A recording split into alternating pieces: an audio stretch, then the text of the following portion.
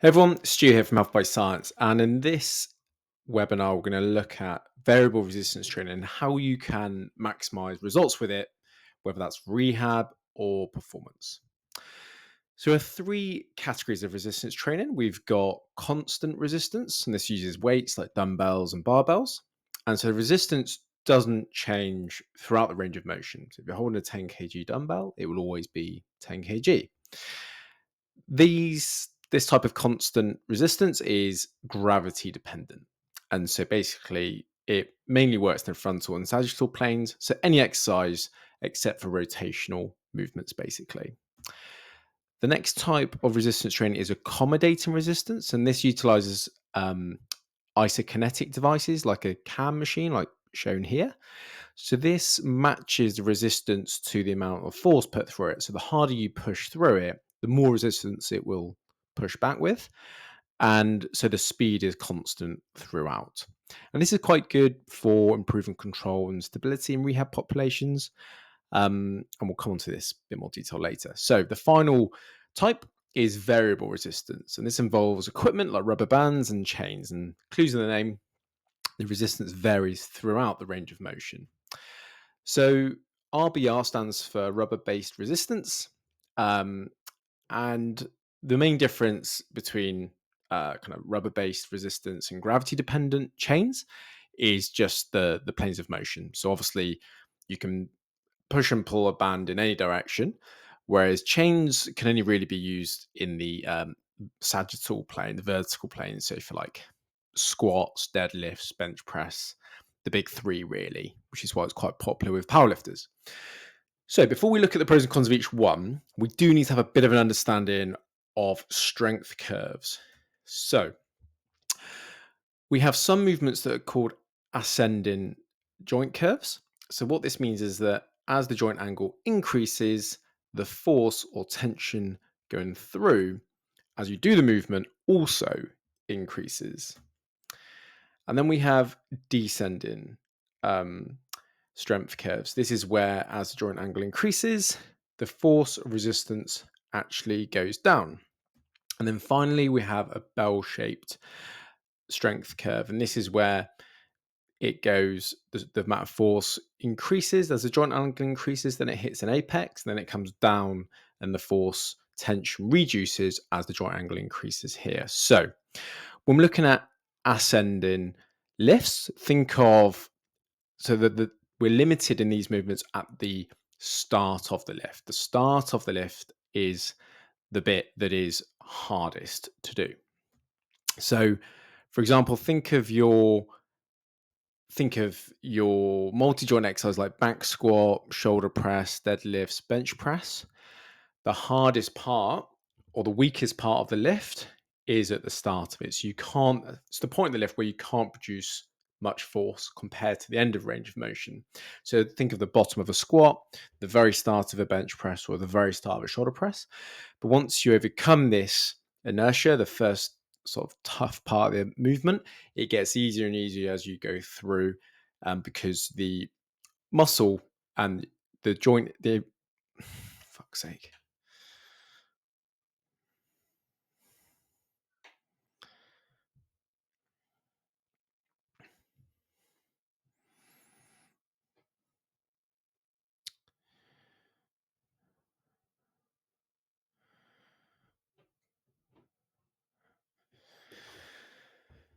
So for ascending strength curves, this would incorporate the back squat, overhead press, bench press, and deadlifts. And these are typically multi-joint exercises.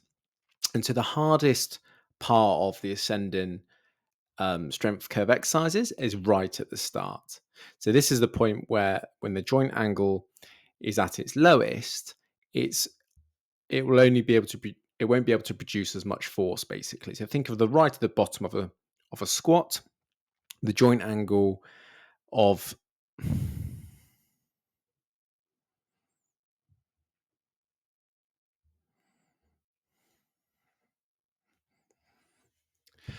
so for ascending strength curve exercises, think of multi-joint exercises like the back squat, shoulder press, bench press, and deadlift. So at the start of the movement, think of the back squat, the start of the movement being at the bottom of the squat. That's the hardest part of the movement. Or think of a shoulder press, the start of that push is the hardest part. And with a deadlift, the hardest part is at the start of the movement, breaking the bar from the floor. So at this point, the joint angle is at its lowest. And what that means is the capacity to produce force is quite low at that point. So you're always going to be limited by what you can do at that weak point of the movement. And that's the start of the back squat, the start of the shoulder press, the start of the bench press, and the start of the deadlift. But then as you go through the movement, you actually get stronger and stronger and you're able to lift more. That's why the end of the lift is typically a bit easier than the start of the lift. With descending strength curves, the peak strength occurs at the start of the movement. And think of exercise like pull-ups, chin-ups, or lat pull-downs. Basically, like most vertical pull movements are like this. They're easier at the start, and then they get harder and harder towards the end of the movement. So you're limited in this exercise by what you can do at the end of the movement there. So again, think bent over rows or pull-ups for vertical pull movements, really. Now, for the bell-shaped strength curves, this is typically for exercises like hinge exercises, like the bicep curl and knee extensions or knee flexion exercises. So at the start of the movement, we think of a bicep curl. It's very, very hard. Then as you get over that initial point, it gets easier and easier and easier.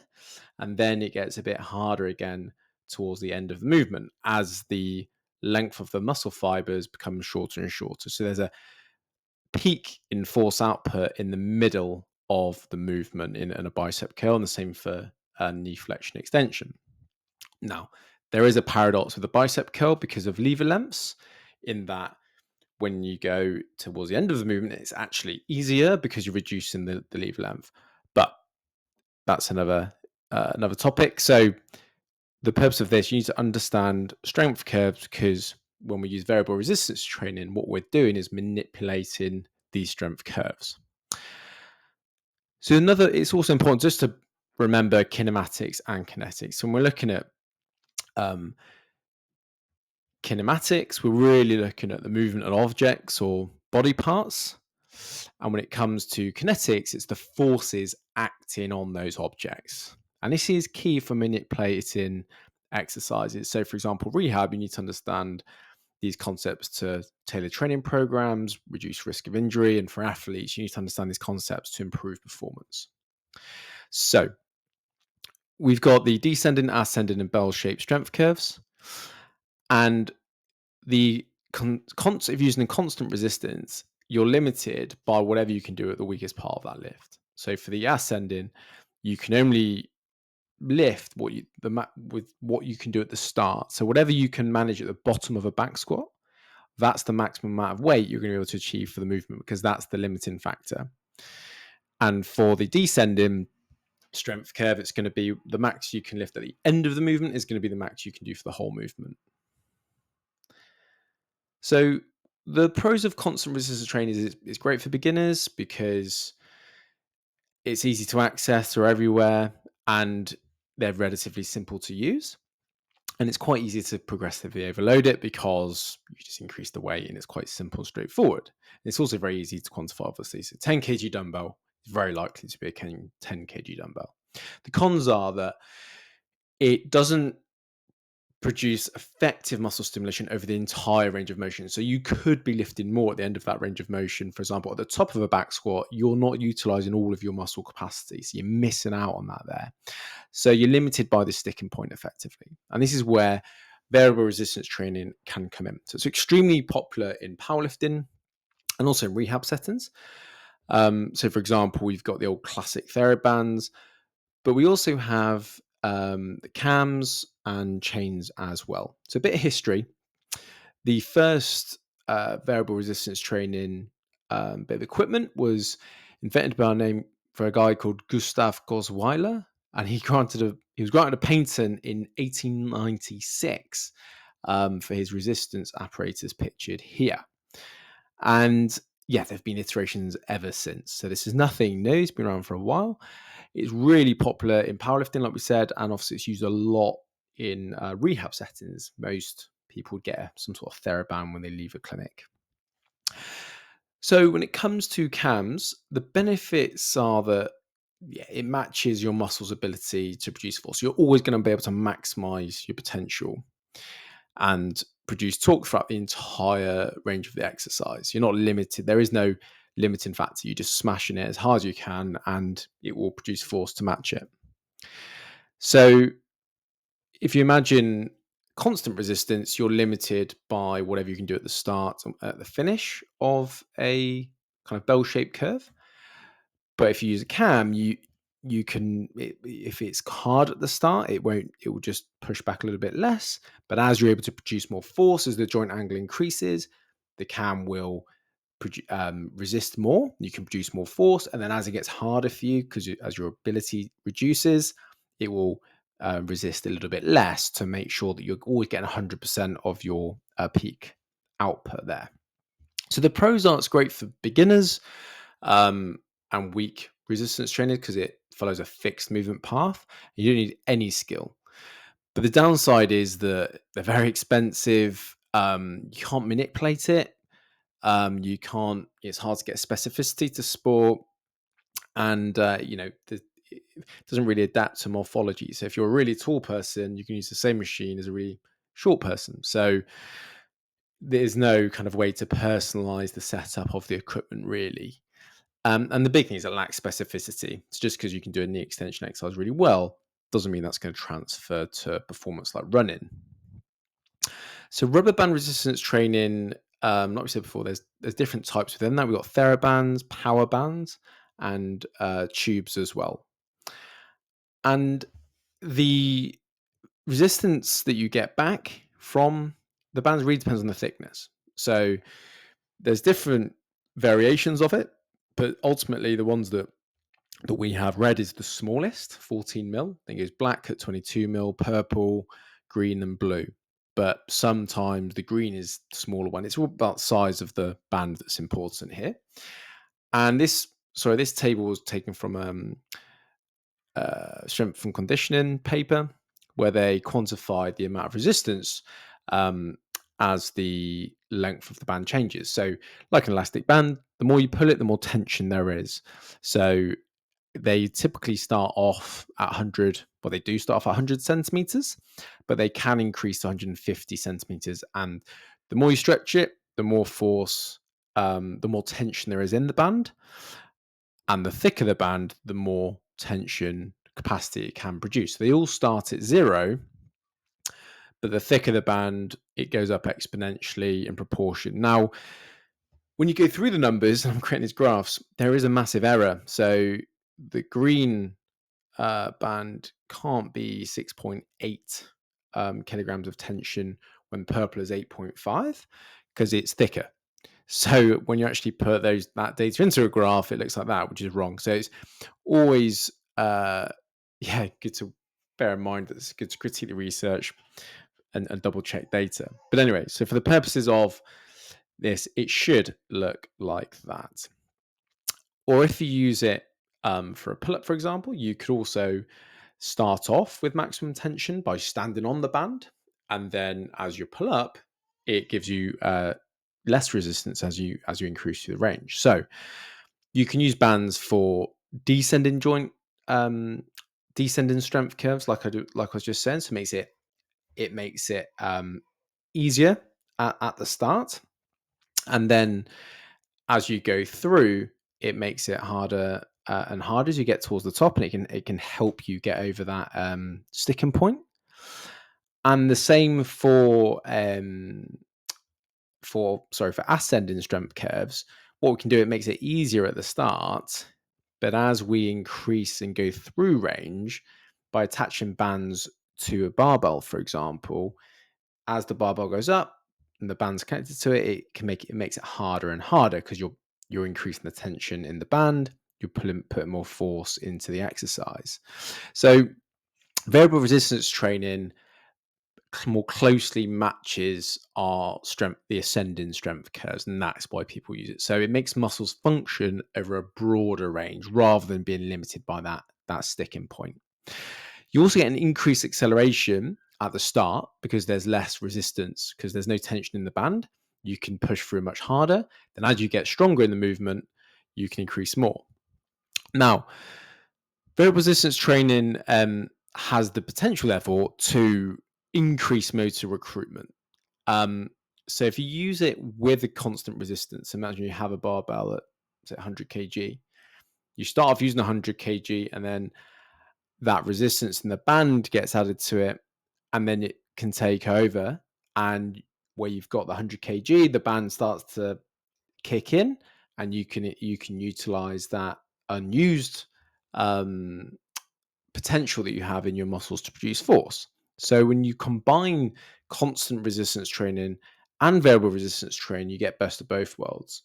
You can start off by working with a weight at your sticking point, but as you increase range, you're able to produce more force as your muscles get stronger and stronger through that range of motion. So the pros are that it can lead to better acceleration and force production, and combining rubber based resistance training with free weights can compensate for the for both, really, because at the start with just rubber based resistance training, there's no tension, so you're not getting anything. So by using constant resistance training at the start and then add in to the constant with the rubber band, as you go through range, you're getting best of both worlds. The cons are there's a lack in research to confidently say they definitely do work. It's also quite difficult to quantify the load accurately, and the bands can change. So if you've got a band that's been around for a while in the gym, it won't have the same properties as a fresh band.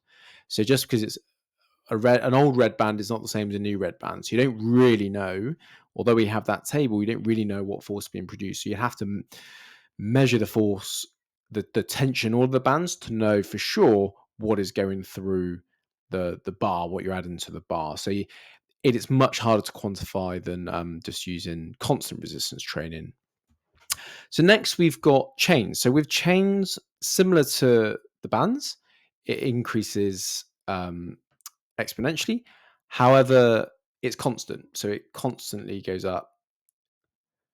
So with chains, in a similar way to rubber-based training, the amount of force that they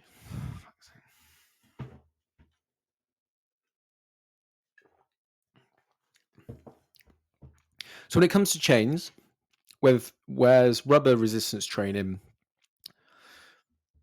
so with chains, the resistance increases linearly, whereas with the bands, it increases exponentially. And obviously, the thickness of the chain and the length of the chain will determine how much force there is. So there's a table here that we can use to look at the size of the chain, and the length of it will determine how much weight is added to the bar. So it's much easier to quantify than the bands, to be fair. So as you can see, you've got the barbell at the bottom, but as you lift the barbell off the floor, there are more links in the chain being added. There's more weight. So again, with chains, the starter range, when there's no links off the floor, there's no resistance, and as you increase it, they go up. Whereas with constant resistance, it's just a flat line. So why do people use them? Very much the same reason as people would use the rubber-based training. It allows you to add more weight as you go through the range of motion. So with ascending strength curves in powerlifting exercises like bench press, deadlift, and squat, you can enhance the amount of force produced as the muscles extend throughout their joint segments. So the benefits of variable resistance training is it can reduce the muscle resistance in the weakest area of motion, but it provides greater resistance in the area where there is more strength present. So the big question is, can variable resistance training improve your performance or that of your clients in a rehab or performance scenario? Well, if you're a beginner, then 100% yeah, because everything works when you're a newbie. You can literally look at a weight for 12 weeks and you'll probably improve performance, increase strength, etc. So it's worth remembering what happens when you get out of the newbie gains. So everybody improves, and most of that is neural adaptation. But then things start to plateau and it becomes a bit harder. Some people cheat with steroids, take a shortcut at the end there. But for most people who we deal with in a personal training and physiotherapy capacity, we're dealing with newbies. We're not really dealing with many high performance trainers, but it's still important to be mindful of it. So, how might it improve performance for higher level athletes? Well, like we said before, it's about overcoming the sticking point. So, at the start and at the end of the range of motion, so at the start of the range for ascending, at the end for descending, with constant resistance training, that's what you're limited by. But with variable, you can make it easier at the sticking point and harder at the bits where you have more capacity. So it's always worth remembering that we all need progressive overload, and so adjusting the training stimulus is absolutely key to maintain performance gains. So if you're somebody who trains a lot, then we might need to look at more novel ways to get that stimulus. But when we're talking about progressive overload, um, there's a good old acronym FIT, FITT, so frequency, intensity, time, and type. And so, what variable resistance training can do is help you increase the intensity and type of training. So, by helping you produce more force on the parts of the lift where you're stronger, it allows you to increase the intensity of um, the exercise. And with that, there has been some research showing that you can get strength increases compared to constant resistance training. And this is most likely due to neural adaptation. So, analogy we like to use like a shoal of fish. You got bigger motor units and small motor units. They're like the big fish and the little fish. When you stand up from a chair, you just use the little fish. When you're lifting your max weight with weight on your back, you need the bigger fish. But you can only recruit the big fish when you get that stimulus to say, "Hey, look, we're not getting off the floor with this weight. We need to shift." That's when your brain will signal to your muscles, we need to trigger some bigger motor units.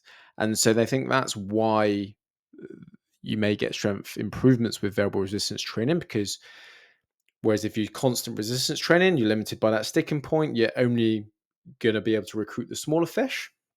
But with that ascending strength curve, by using chains or bands, you can tap into bigger motor units because you've got more potential there. So it's providing more of a stimulus, which you can then use when you perform the big three, bench lift or deadlift, without the bands and chains.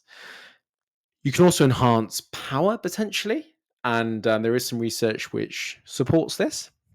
This was looking at rugby players, relatively small sample size, but over two weekly upper and lower body strength power sessions for 6 weeks. What they find is that the overall, the absolute power was better with the bands and straight weight training. Straight weight training is the same as constant resistance training. But unfortunately, there is some research showing it, but a lot of it is anecdotal, and most research is conflicting. There's some research you could cherry pick it for either argument. Really, there's not enough to know for sure. But when it comes to rehab, can it improve the speed of recovery? Well, anything works. So no more than anything else, whether you're using body weight, bands, or whatever, everything works. So it won't necessarily improve the speed of recovery just because it's a fancy protocol. But there is the advantage of them being multiplanar. So, for example, if you're doing external rotation exercises or any sort of pull-in movement, they can be brilliant for that. And they're also very portable and inexpensive. So if you are looking to apply force in the kind of non-gravitational planes of motion, they're really, really useful for that. But that's more just because of their the multiplanar function rather than matching strength curves. So, how and when would you use them in resistance training programs? Well, it's always important to remember the equipment should always adapt to the user rather than the user adapts to the equipment. So don't just try and get people to use it just because you think it's cool. You understand why you're doing it, and is it going to ultimately get them closer to their goal. So for most people, you won't need to use variable resistance training to improve strength and power. But for some people who are out of that newbie gain phase, you could argue there's a place for it, and that's why a lot of powerlifters would use it. Um, so if you are, if you have got through those newbie gains, or if your client has, then you could critically reason a rationale for doing it, as long as you do it properly and follow a good protocol. Then yeah, you could defend that for sure. It's important to understand how much weight that you're adding by using power bands and making sure that the tension is what you think it is. But you can also use chains are a bit more reliable in terms of resistance that they produce. So as a general guideline, combining bands with free weights, the bands should be 20 to 35% of the total resistance, and the free weights should be 65 to 80% of the total resistance. This is a good guideline. The ideal loading parameters would be, if you're trying to improve power, about 60% of your 1RM, or if you're trying to if you're trying to get maximum peak power, 60%, or peak force output, 80% of the so for strength. So in terms of ideal loading patterns, we're looking, if you're trying to improve power, we want it to be 60% of your 1RM. For strength, we're looking at 80% of your 1RM. But there are other uses. So like we said earlier, you can use bands for assisted exercises like pull-ups. So guys, today's session I try something different. I use a resistant band that is attached to the barbell. You might think, what does the band actually do? It can act as an external cue to help you maintain proper bar path and placement close to your body. I did 6 sets of banded deadlifts, and each set felt my lat engagement at its highest point. Great way to fix if you are not engaging your lats enough or not keeping the bar close to your body. Give it a try and let me know. Strategy there. And it can just be a bit of fun. Like, bands can be a good challenge in a kind of sports environment, games environment. There's lots of different ways for it, as long as it's safe and careful and don't snap. So in summary, everything works. But if you've got through the newbie gains, then variable resistance training could be a really good solution. Always remember frequency, intensity, time, and type, because for most people, they'll get the most gains from improving frequency and time. In the world we live in, that time is a really tough one to commit. So getting clients or rehab patients to commit time and frequency to get the gains is the one that will have the biggest impact. But if somebody is already devoting a lot of frequency and a lot of time, then variable resistance training could have a place.